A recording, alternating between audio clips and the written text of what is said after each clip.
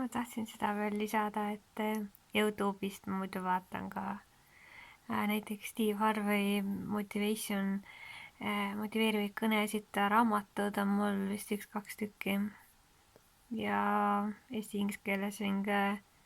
väga positiivne naljakas kuju on see Steve Harvey, siis Elleni videosid vahest vaatan ja kui Markiplier naeruvideosid ja Jack Skeptikaid on ka kunagi paar korda vaadanud.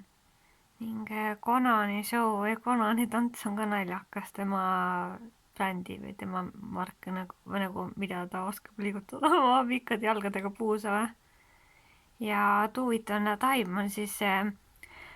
Dollar Tree nagu ta on nagu organiseiser, nagu koristaja oskab hästi ja nippe annab ja siis näitab need Ameerikas $1 häid leide eriti ja siis, et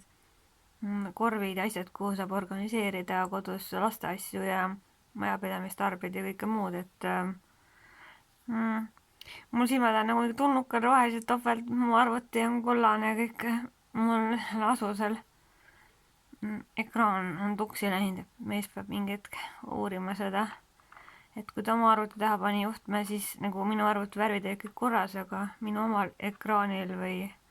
asjal on valesti ja eil oli parem ja täna nagu teiega halvem tervis, nohu ja nõrkus ja 101 asja, et seda Ralp, seda asja me ei jõudnud kinno vaatama, seda teist osa ja täna hommikul vastasin lumin ka maas äkitselt ja haigena ma panin mingid seemned külmkappi tavakopi snäki asemel, et ma ei tea, täitsa sooda peast. Hoolimüts on puudu veel. Aga okei, ma praegu lõpetan.